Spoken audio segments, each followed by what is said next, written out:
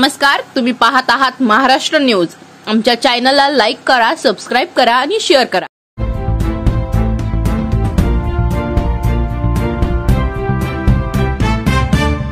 अखिल सार्वजनिक गणेशोत्सव महासंघ गणेशोत्सव मंडळाची जागतिक संघटना लोकमान्य टिळकांनी स्वातंत्र्य मिळवण्यासाठी सुरू केलेल्या सार्वजनिक गणेशोत्सवाला यावर्षी 133 वर्ष पूर्ण होत आहेत। राज्य गणेशोत्सव बुधवार 27 ऑगस्ट 2025 ते शनिवार 6 सप्टेंबर 2025 पर्यंत आयोजित केला। सार्वजनिक गणेशोत्सव मंडळावर आपल्याला माहिती आहे, माघी गणेशोत्सवाला पीओपीच्या मूर्तीचं विसर्जन स्तोत्रामध्ये होऊ शकलं नाही। त्याला कारण होतं, कोर्टाने असा आदेश दिला होता की या पीओपीच्या मूर्तीचं विसर्जन स्तोत्रामध्ये म्हणजे समुद्रात करता येणार नाही। या उत्सवात सुमारे 10,000 कोटी रुपयाची उलाढाल होते। मूर्तिकारापासून ते दुर्वा आणि फुले विक्रेत्यापर्यंत उत्सवात सहभागी होणाऱ्या सर्वांना चांगला रोजगार मिळतो। महाराष्ट्राचे आराध्य दैवत असलेले श्री गणेशाचा सार्वजनिक गणेशोत्सव आता महाराष्ट्र राज्य महोत्सव म्हणून साजरा करण्यात येईल।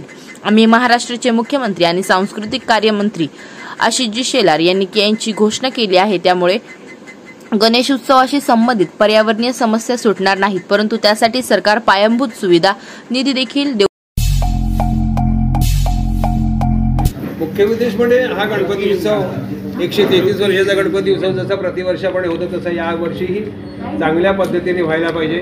कुठल्याही प्रकारच्या अडचणी येऊ नये काही, आणि गणेशोत्सव मंडळाने सुद्धा आपल्या मिरवणुका ह्या शांततेने व्यवस्थित पद्धतीने न्याव्यात असा त्यामागचा हेतू आहे। आणि म्हणून सरकारने देखील त्यांना मदत करून हा गणपती उत्सवाला जसा राज्य महोत्सवाचा दर्जा दिल्यामुळे या राज्य महोत्सवाच्या दर्जामुळे गणेशोत्सव मंडळांवर देखील एक त्यांची जबाबदारी आली की आपला उत्सव चांगला व्हायला पाहिजे। हा त्यामागचा उद्देश आहे। एनओसी माडाची असेल तर माडाची एनओसी, आणि शिवाय त्यांनी पोलीस खात्याची परमिशन सुद्धा आम्हाला घेऊन द्यायला पाहिजे की 12 दिवस हा गणपती उत्सव होत असताना कुठे नॉईज पोल्युशन होऊ नये।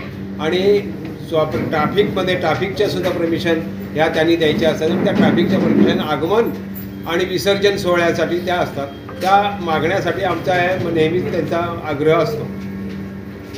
काळामध्ये केवळ गणपतीच्या 27 तारखेपासून होऊ नये तर ते 1 महिना आधीच ते गणपतीचे खड्डे ज्या मूर्त्या जातात त्याच्यातून ते खड्डे बुजवले गेले पाहिजेत असं प्रत्येक वर्षी आम्ही सांगतो। परंतु यावर्षी 2 दिवस पाऊस हा लागल्यामुळे आणखीन मोठे खड्डे झाले आहेत, आणि त्या पावसामुळे काही मंडळांचे गणपती मंडपात नेलेले आहेत आणि त्यामुळे त्या मंडपाला त्रासही झालेला आहे।